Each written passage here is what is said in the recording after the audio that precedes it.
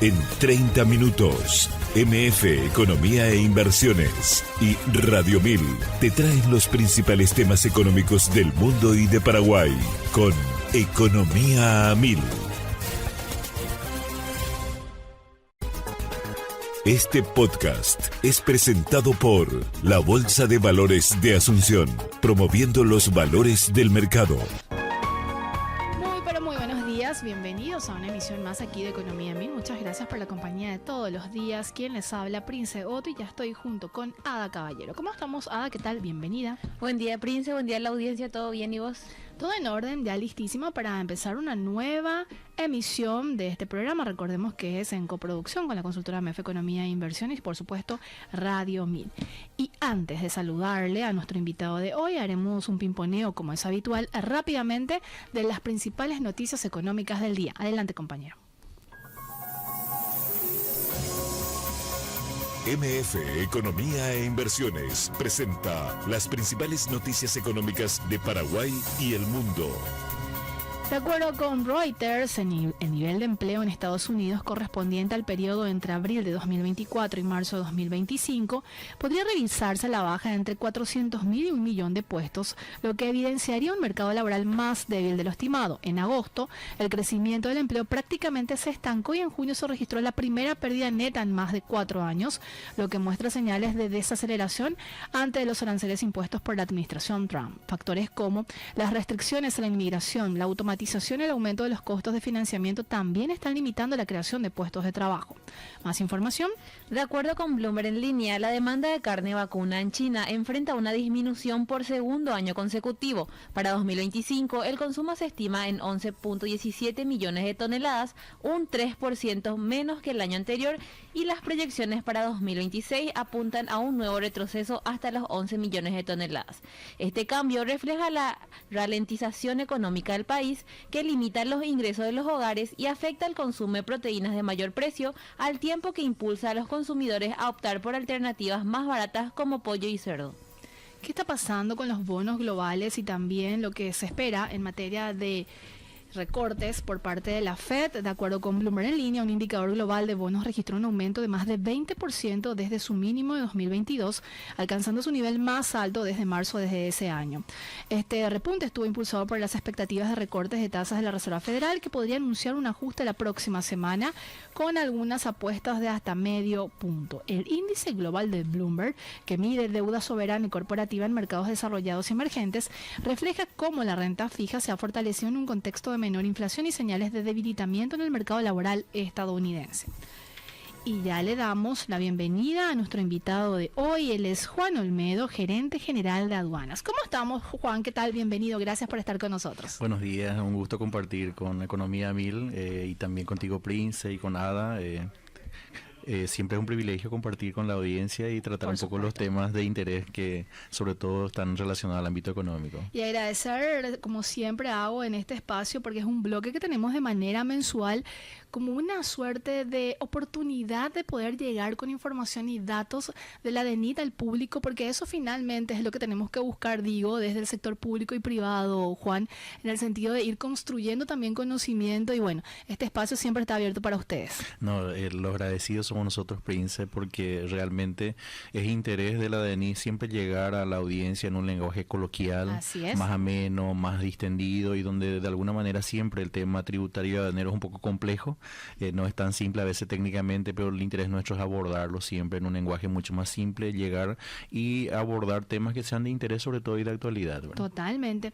Juan, para hacer una suerte de preámbulo de lo que es la DENIT, recordemos cómo se constituyó finalmente la Dirección Nacional de Ingresos Tributarios y cuántos años, digo ya años, porque ya pasó más de un año, han pasado desde esta fusión, por denominarlo de alguna manera. Sí, bueno, efectivamente, Prince de audiencia, hemos completado ahora 2 años de gestión desde la creación de la DENIT, ¿verdad? ¿Fue en agosto? Sí, en agosto. Fue en agosto con el inicio del periodo presidencial del señor Santiago Peña.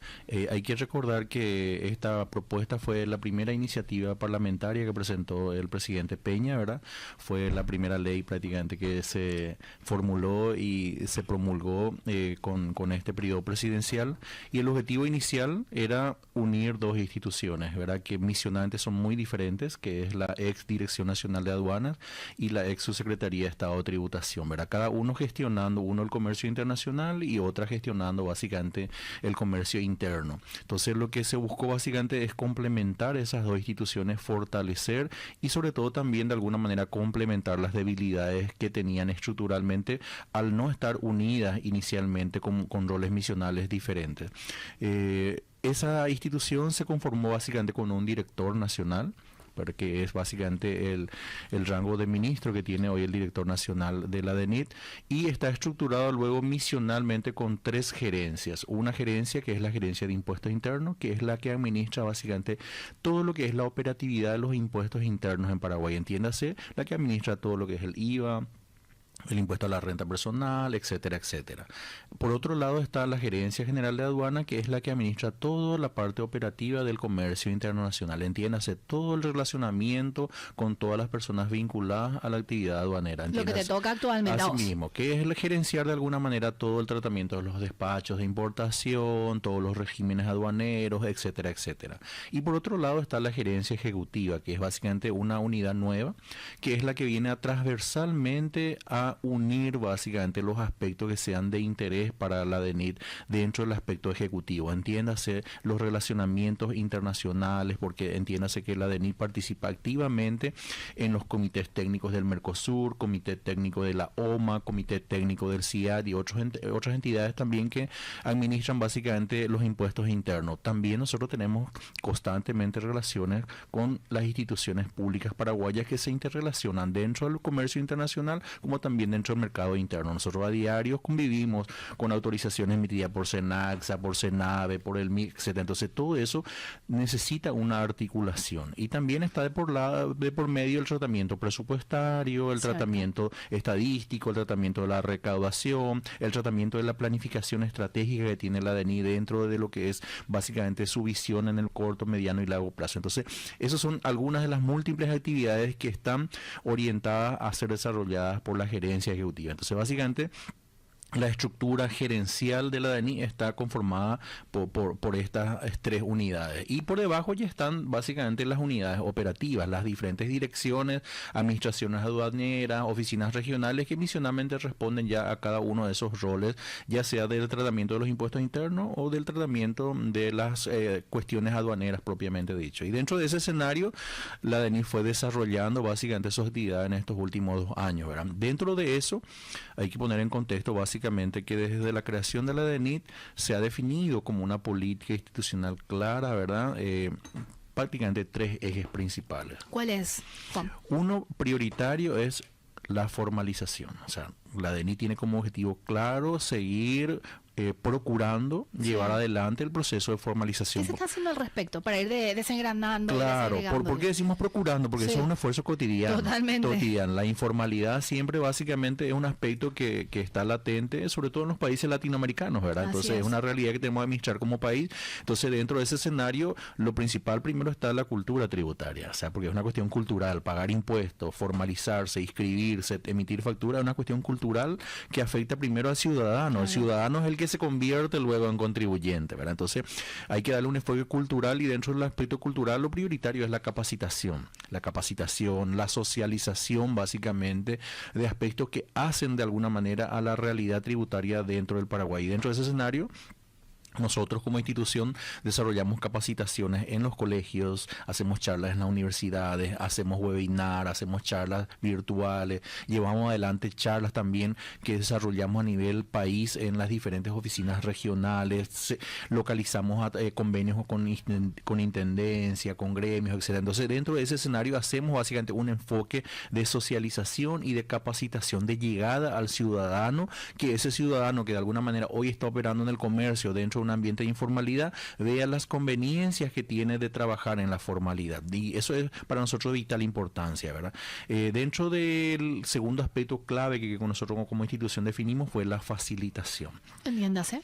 Entiéndase como facilitación, dar las herramientas y articular de alguna manera un proceso de simplificación de todo lo que sea el comercio interno y externo, porque la facilitación podemos darlo desde un punto de vista del comercio interno, haciendo que los sistemas sean simples, que los procesos sean simples, que estemos llegando al ciudadano y al contribuyente de manera simple a través de aplicativos, de sistemas informáticos que sean de fácil uso, que sean amigables, llegando a través de escenarios de apertura del funcionario hacia el contribuyente, acercándole, por ejemplo, las PAC móvil, que son plataformas de atención que nosotros tenemos, donde le acercamos al contribuyente a su zona geográfica, a su barrio, a su ciudad, para que él pueda de alguna manera acceder a la formalización. Entonces, esa es una facilitación.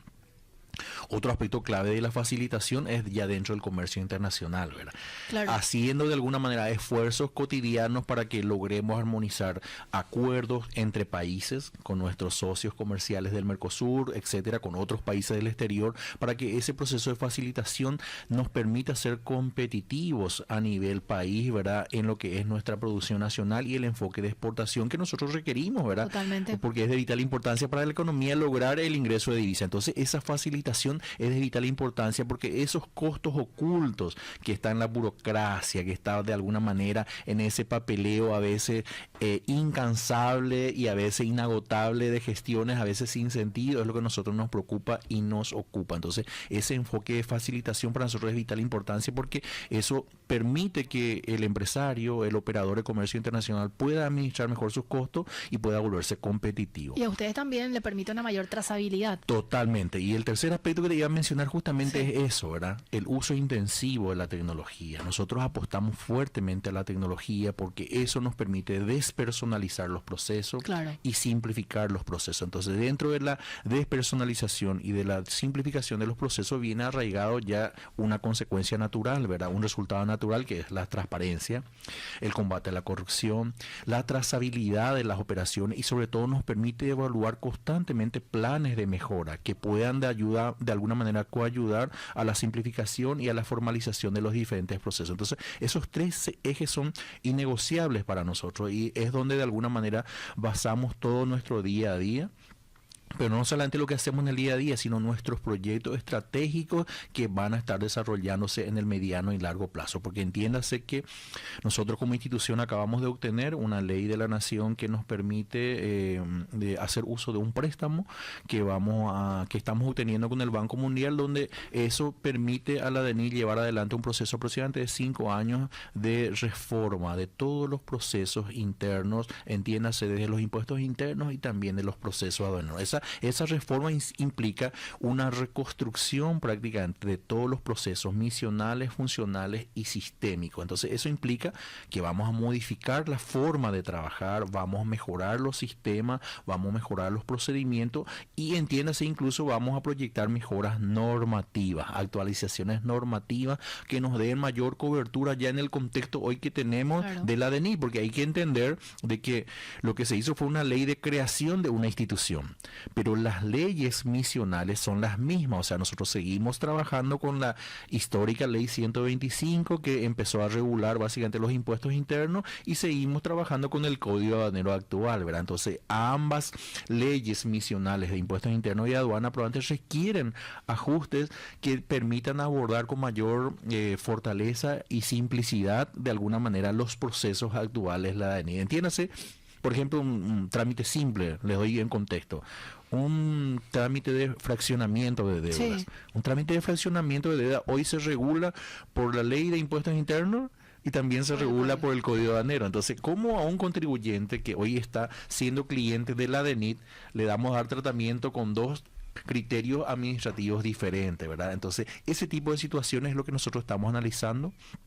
Y también lo vamos a abordar en el mediano plazo, probablemente dentro de planes de mejoras normativas, ¿verdad? Entonces, así un poco un contexto genérico y puntual de lo que hacemos como DENIT, de lo que somos hoy día y de lo que es nuestro interés, básicamente, seguir fortaleciéndonos como institución, ¿verdad? Y en este proceso que mencionas de tratar de encontrar como una suerte de unificación de acciones también, tanto de lo que fue la SED y lo que fue la aduanas en ese sentido, también hay un proceso que se está dando hablando un tiempo esta parte, Juan, en el sentido de unificar, tengo entendido, el RUC con lo que tenían la figura del importador. ¿Eso está avanzando? ¿Cómo está ese proceso también? Sí, definitivamente yo creo que es muy bueno lo que estás mencionando, porque dentro del impacto que se genera al usuario, entiéndase el usuario, el cliente externo, llamémoslo un poco así en términos bien empresariales, ¿verdad? Para nosotros el usuario, el cliente es el contribuyente. El contribuyente históricamente tenía un registro en impuestos internos, que era el famoso RUC, ¿verdad?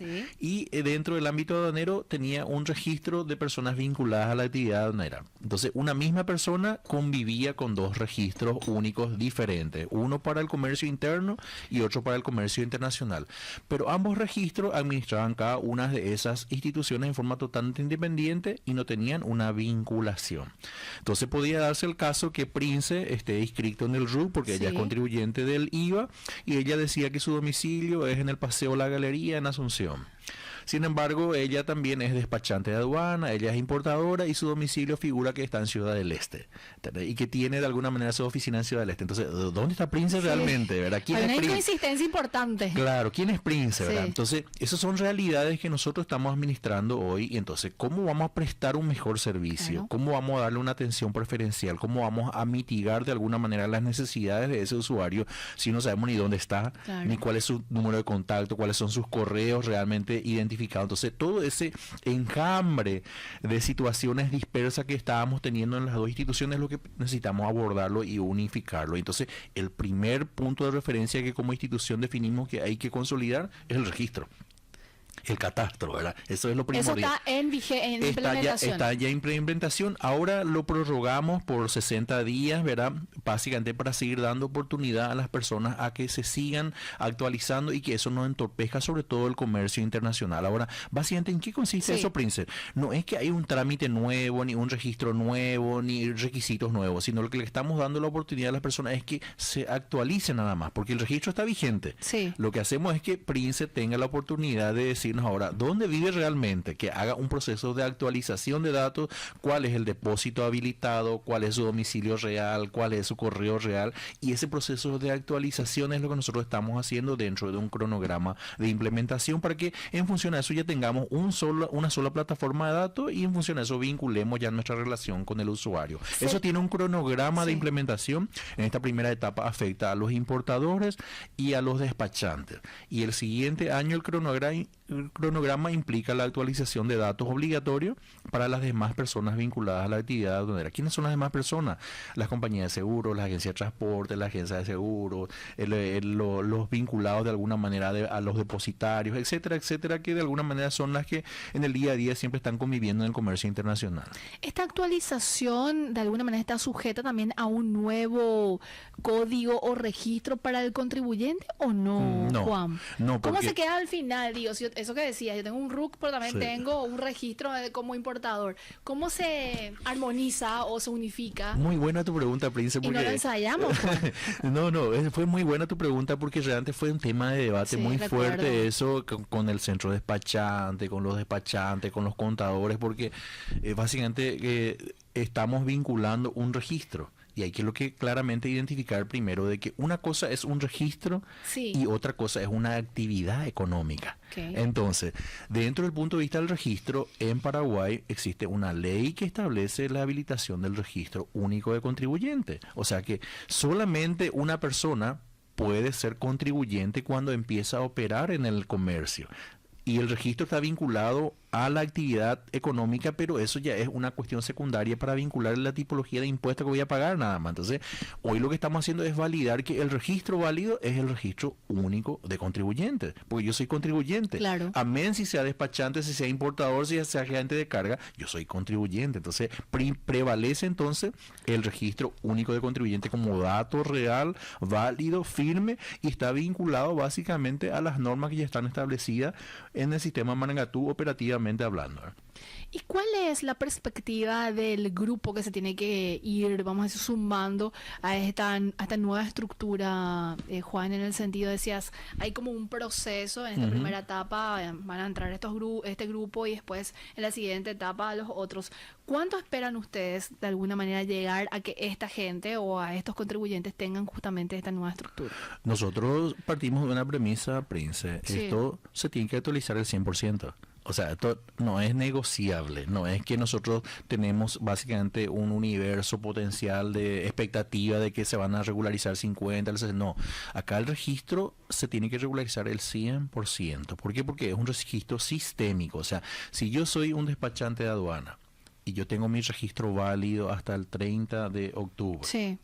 El 1 de septiembre yo no voy a poder ya operar en el sistema, no voy a tener habilitado mi registro porque no hice el proceso de actualización. O sea, es simple el tema. O sea, necesariamente, llegado el plazo establecido, todas las personas que están operando en el comercio internacional en Paraguay tienen que actualizar su registro, porque si no, no va a operar en el sistema, porque todos los trabajos y los servicios que nosotros hacemos en el comercio internacional, sobre todo dentro de la plataforma de la DENIT, es digital. O sea, no hay ninguna operación manual. O sea, yo no puedo ya convivir en el día a día dentro de mis interrelaciones como personas vinculadas a la actividad aduanera con un registro vencido. O sea, es primordial. O sea, aquí no hay innegociable. Lo que nosotros estamos estableciendo es un universo. Claro. Un universo para que entonces la transición sea manejable y todos de alguna manera tengan la oportunidad de regularizar. Ahora, no hay trámites burocráticos que hacer, porque históricamente, cuando uno tenía que hacer un trámite de actualización de registro, tenía que acompañar en PDF, balances, patentes comerciales. Eso ya no se pide hoy, porque está todo ya digitalizado. ¿Por qué? Porque anteriormente la aduana pedía para actualizar el registro el balance y el certificado de cumplimiento tributario de la SED. ¿Y qué vas a pedir ahora si vos sos parte de la DENIT? Entonces no se pide eso. Entonces lo que único se pide es poder, si el poder de representación de la empresa está actualizado, si está debiente registrado en los registros públicos. Esos son los documentos que se piden para demostrar que realmente la empresa es una empresa vigente en Paraguay y tiene la representación genuina desde el punto de vista jurídico. Y la actualización de las pólizas de seguro, que son las garantías que se utiliza habitualmente en el comercio internacional para dar cobertura al tratamiento impositivo. Nada más que esos aspectos. Todo vía plataforma y sin costo. Sin costo, todo 24. Eso es otro aspecto. Otro aspecto. Anteriormente uno iba a actualizar su registro en la aduana y tenía que hacer los trámites desde las 7 de la mañana hasta las 3, las 4 de la tarde, conforme al horario de mesa de entrada. Colapsaba, ¿verdad? Colapsaba. Sí. Esto es 24/7. 365 días del año, yo puedo estar en el exterior y puedo estar actualizando mi registro, pues yo lo único que hago es entrar en la plataforma y levanto los documentos asociados en un PDF, la cédula, en un PDF, el balance, en un PDF, mi patente, lo que fuere, los documentos que sean requeridos conforme a las características del comercio que yo estoy queriendo registrar, entonces lo levanto en una plataforma web, ¿verdad? Y la solicitud es básicamente en línea, yo recibo y la administración tiene un plazo de 10 días para darme retorno sobre mi solicitud, poniéndome los comentarios necesarios para que de alguna manera yo interactúe con la administración y corrija algún requerimiento que no cumplí, ¿verdad? Y punto. Juan, te quedas con nosotros hasta el final, ¿cierto? Porque claro. Vamos a explorar todavía el último informe justamente de la DENIT con respecto a la recaudación, así que te quedas por favor con nosotros hasta el final. Voy a esperar el almuerzo. Bueno, ahí vamos a caer los compañeros. Seguimos en compañía de Juan Olmedo, gerente general de aduanas, y bueno, en el siguiente ya segmento vamos a hablar sobre lo que ha sido la evolución de los ingresos tributarios en Paraguay. Vamos a un corte y a la vuelta seguimos con más. Seguís escuchando Economía en Mil, gracias por la compañía y es momento, Ada, de compartir la cifra del día. ¿Qué tenemos?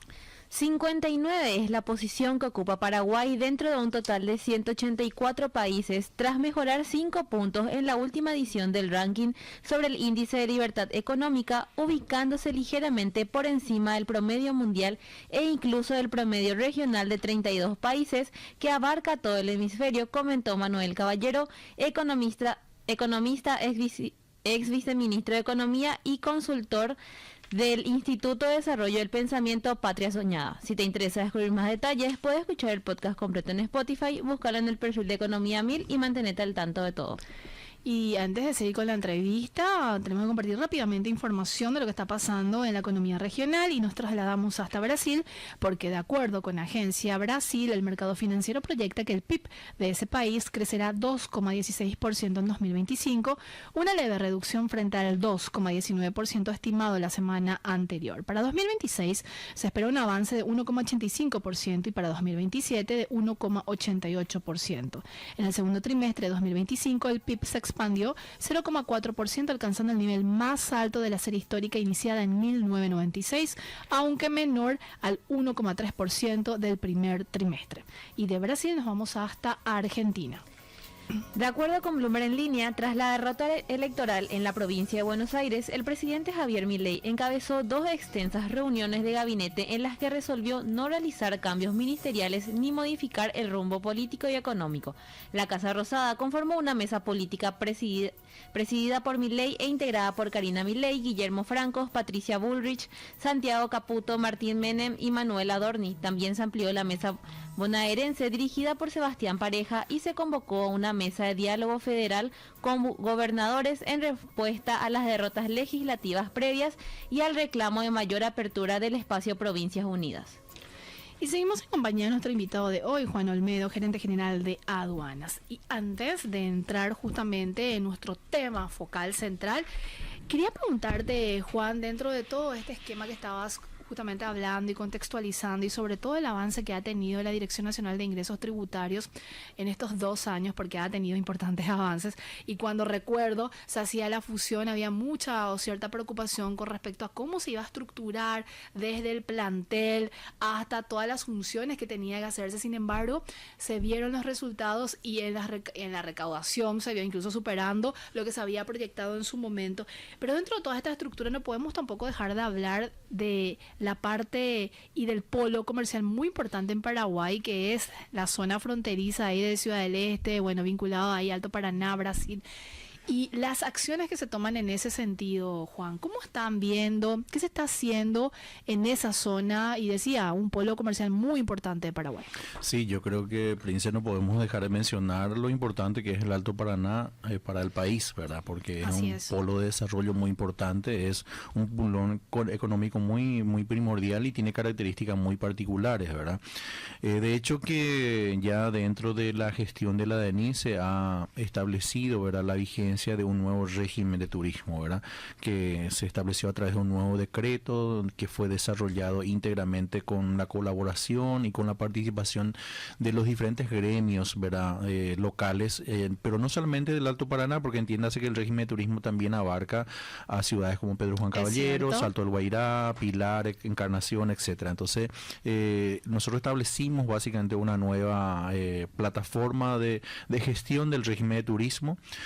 De las evaluaciones que tenemos al día de la fecha, podemos considerar que fue bastante exitoso, ¿verdad?, en el sentido de que se basó básicamente en 3 ejes principales este nuevo régimen de turismo. Uno, primeramente, bajar tasas. Reducir las tasas. ¿Era de cuánto y finalmente cómo quedó? Bueno, hoy estamos hablando de una alícuota del 1,5%, ¿verdad? Eso es una tasa sustancial, una reducción sustancial, pero no solamente radica en la reducción de las tasas, sino también en la reducción de las tasas que se logró armonizar de los servicios aeroportuarios, ¿verdad? Que también es un costo oculto que impacta directamente en el precio final del producto que se oferta básicamente en los salones comerciales de la frontera. Entonces, esos 2 aspectos fueron tratados dentro del Ejecutivo, la reducción de las tasas de impuestos y la reducción de las tasas de los servicios aeroportuarios que inciden directamente en la estructura de costo del producto final. Otro aspecto también claro fue la inclusión dentro del modelo comercial básicamente de la figura del importador, la figura del vendedor local, ¿verdad?, que es básicamente el que recibe y vende al público finalmente, y la figura del intermediario, ¿verdad?, que era básicamente un rol que básicamente forma parte del modelo de negocio en Ciudad del Este. ¿Por qué? Porque no necesariamente el importador ocasional que va de alguna manera a desarrollar el proceso de compra de un producto en el exterior es finalmente el que opera la compra, porque muchas veces se da de que al comprar mercaderías en un gran volumen se requiere capturar de repente el pedido de varios importadores. ¿Para qué? Para que entonces en el volumen se pueda obtener precios que sean más competitivos. Y la figura del intermediario es una figura que existe en la práctica, que se venía utilizando pero que no estaba formalizado. Entonces, con este nuevo decreto se le da esa figura legal y formal a ese rol, y también se establece mecanismos para que esa figura pueda operativizar el ingreso de las mercaderías en el recinto aduanero y cobrarle un impuesto básicamente por la intermediación y por la transferencia en el recinto aduanero de esas mercaderías que van a ser ingresadas posteriormente por los importadores. Entonces, eso creo que fue muy importante porque le da transparencia, le da trazabilidad y sobre todo define roles puntuales de cada uno de los actores del comercio, ¿verdad? Entonces eso le da también un aire de transparencia y de mayor credibilidad a todo el ámbito de negocio, y también eso obviamente permite estructurar los costos de una manera mucho más clara, y obviamente los costos son de primordial importancia en una estructura comercial de este tipo, porque la competitividad hace a la diferencia en la posibilidad de vender los productos luego en el mercado final, que es el mercado de los turistas, ¿verdad? De lo que nosotros tenemos como reporte últimamente, Ciudad del Este, particularmente Ciudad del Este, y por qué no mencionar también Salto del Guairá y Pedro Juan Caballero, están en tiempos de bonanza, ¿verdad? Porque tenemos un gran flujo de comercio en este momento en esa zona del país. Los índices de recaudación obtenida, por más que se hayan reducido la tasa, son potencialmente positivos para nosotros inclusive, ¿verdad? Porque nuestra expectativa, presidente, no es ganar impuestos, no es recaudar impuestos con este tipo de regímenes, sino que incentivar el comercio, generar plataformas formales de negocio, incentivar el empleo, etcétera, etcétera. Pero también hemos recaudado mejor inclusive con este régimen. Así que yo creo que fue positivo. Eso no quita que siempre estemos evaluando, potenciando eso, porque el comercio es muy dinámico y siempre estamos abiertos a tener relaciones siempre concretas con esos gremios, ¿verdad? Es más, el día de ayer yo estuve participando en algunas reuniones en la zona del Alto Paraná, porque también estamos abocados en la tarea de habilitar de alguna manera, en la mayor brevedad posible, el nuevo puente de la integración, ¿verdad? Que va a permitir también una plataforma de trabajo diferente en la zona fronteriza. ¿Por qué? Porque vamos a generar una dinámica diferente en el tratamiento de las cargas, ya sean de importación y exportación, con un nuevo modelo de gestión que estamos queriendo implementar. Entonces, ayer justamente estuvimos armonizando eso, y es un cronograma de trabajo que tiene la DENIT en el corto plazo también para implementar en la zona. Que te voy a invitar nuevamente, te vamos a invitar nuevamente para hablar un poco más a profundidad del tema, ¿te parece? Sí, claro que sí, sin problema. Y antes de irnos a nuestro último corte, porque tenemos que cumplir justamente con las empresas que apuestan por nosotros, me gustaría arrancar básicamente con los datos generales, Juan, de cómo ha sido la recaudación de la DENIT. Así que le pedimos a los compañeros del soporte correspondiente, por favor, si tuviéramos que hacer en líneas generales de cómo y cuánto ha sido la recaudación, si podemos hacer un zoom, por favor, en el cuadro, sería mucho mejor para que la gente que nos está viendo también pueda acompañarnos. Bueno, yo creo que el mes que ha culminado, ¿verdad?, fue un mes bastante positivo. No Estamos hablando de agosto. Cierre de agosto. Fue bastante positivo, no solamente para la DENIT, sino para el país en general, ¿verdad? ¿Por qué? Porque se dio un flujo económico muy importante. Las actividades que se dieron, como los Juegos Panamericanos Junior y también el Rally y muchos otros eventos también gremiales, empresariales que se dieron, le dieron una dinámica y un flujo comercial muy importante al país, y eso se vio reflejado en las recaudaciones, ¿verdad? Nosotros hemos cerrado el mes de agosto con una recaudación de 415 millones de dólares, ¿verdad? O sea, eso es el total obtenido como recaudación, y dentro de ese escenario de recaudación total hemos obtenido un 12,9% de aumento en la recaudación. O sea, estamos hablando casi del 13% de aumento en la recaudación, que representa aproximadamente 47 millones de dólares más de recaudación. Si lo comparamos con el mismo periodo del año pasado. Con el mismo periodo del año pasado, que es agosto, ¿verdad? Entonces, estamos hablando en promedio de 13% de aumento en la recaudación. Es bastante significativo. Totalmente. Bastante significativo. Ahora, si lo hablamos en un promedio anual, de enero a lo que fue básicamente agosto, estamos manteniendo un promedio de recaudación del 10% de aumento, ¿verdad? Entonces eso también es muy significativo, porque hay que entender de que la DENIT está configurado su desafío recaudatorio dentro de lo que le obliga al presupuesto general de gasto de la nación. Entonces, tengo entendido que era como 8%. Así mismo, entonces el presupuesto general de gasto de la nación pone como meta de recaudación a la DENIT entre el 7 y el 8%. O sea, hablemos puntualmente de un 8%. Sí. Entonces estamos por encima de nuestro desafío obligatorio, ¿verdad? Claro. Que es recaudar el 8%. Estamos manteniendo un promedio del 10% de aumento en la recaudación, lo cual es bastante significativo para nosotros, y yo creo que las perspectivas económicas sobre todo se van dando de manera positiva. Yo creo que vamos a mantener este promedio de recaudación porque el comportamiento de la economía, sobre todo desde la perspectiva del consumo, es bastante estable y sobre todo se va proyectando un crecimiento. Nosotros creemos de que esta temporada de fin de año lógicamente se da una tendencia a la alza del consumo, por lo tanto yo creo que vamos a tener un promedio de recaudación significativamente igual por lo menos a la tendencia que estamos teniendo. Y estamos en un proceso también de mayor estoqueo por parte de las empresas que te corresponde justamente ahora. Así mismo, no, totalmente. Lo que hay que también poner en contexto, Prince, es lo siguiente, ¿verdad? De que nosotros el año pasado tuvimos promedios de recaudación y de aumento de recaudación muy significativos. Sí, o sea que nosotros, como DENIT, hoy estamos compitiendo ya con nosotros mismos, ¿verdad? Entonces eso implica justamente un desafío mayor para nosotros de lo que ya estábamos hablando, ¿verdad? De que ¿dónde recaudas más ahora? Si no hay aumento de impuestos, si no hay aumento de tasas, si el comercio básicamente tiene una tendencia estable, no hay cambio significativo en la conducta del consumo, etcétera. Entonces ahí viene de por medio la formalización y la facilitación como elementos clave para insertar a mayor cantidad posible de personas dentro de la formalidad y dentro de eso incentivar entonces el cumplimiento voluntario de los impuestos, ¿verdad? Hay un aspecto también que hay que señalar, Prince, ya que estábamos haciendo un poco una historia de lo que fue la creación de la DENIT. ¿Por qué se creó la DENIT? ¿Cuál fue el comportamiento en la recaudación que también motivó de alguna manera el análisis y la necesidad de crear la DENIT? Fue la diferencia que había en el comportamiento de la recaudación de impuestos internos y de aduana históricamente antes de la creación de la DENIT. Una brecha importante. Había una brecha importante porque había una tendencia, por dar números así, realmente porcentajes de referenciales nada más. Si impuestos internos crecía en un promedio del 10% anual, aduana crecía en un promedio del 2, 3, 4% anual. O sea, ¿cómo se entendía esa diferencia en la brecha, verdad? Sin embargo, hoy día, si hacemos una evaluación de la recaudación que se tiene de enero a agosto del 2025, el promedio de crecimiento de los impuestos internos está en el orden del 5 al 6%. Sin embargo, de enero a agosto del 2025, el promedio del crecimiento de la recaudación aduanera está en el orden del 12%.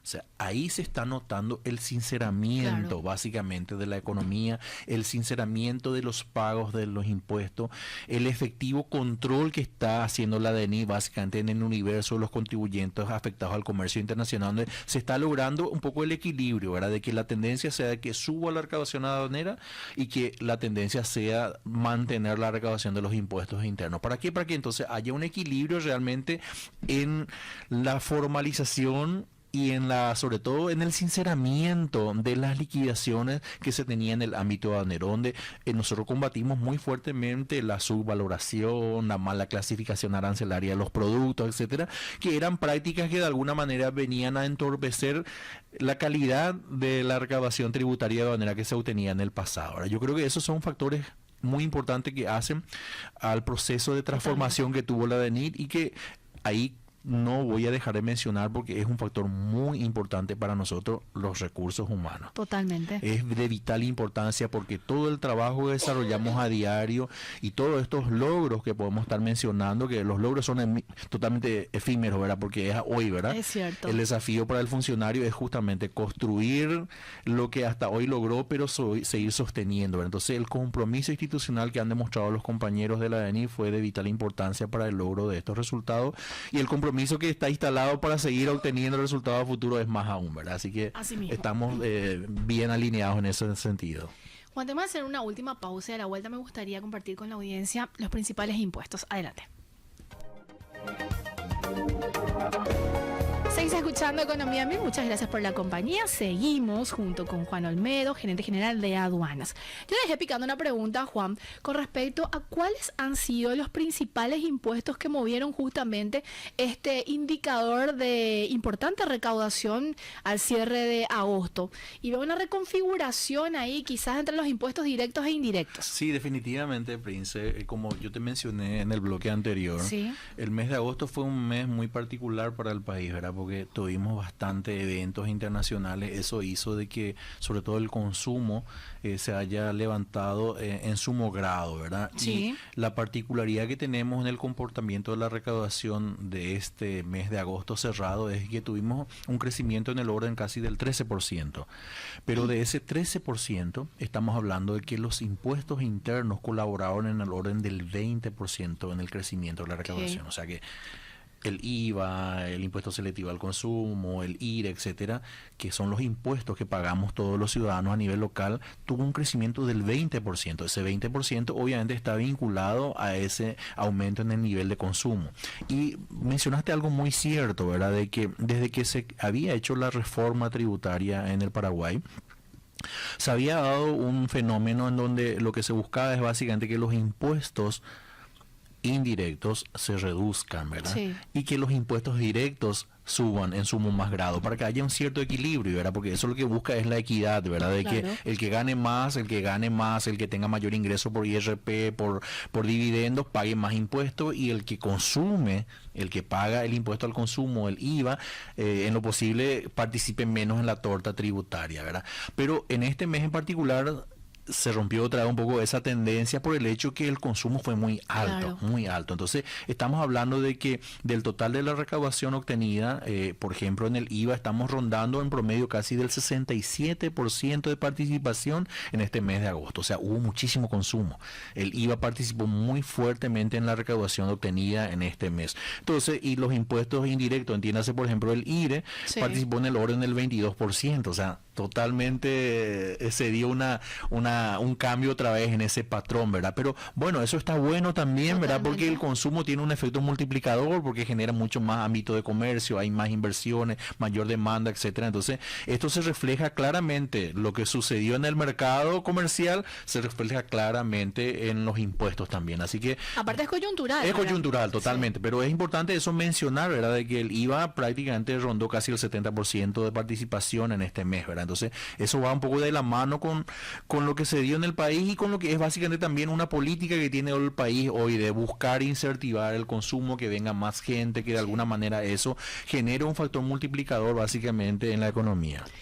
Juan, como gerente general de aduanas, ¿qué planes tienen de aquí para adelante? Y si puedes, obviamente, compartir como primicia también aquí en Economía AMI. ¿Qué acciones puntuales, algún tipo de reforma están trabajando? Y sé que mencionaste a grandes rasgos, pero puntualmente desde la aduana.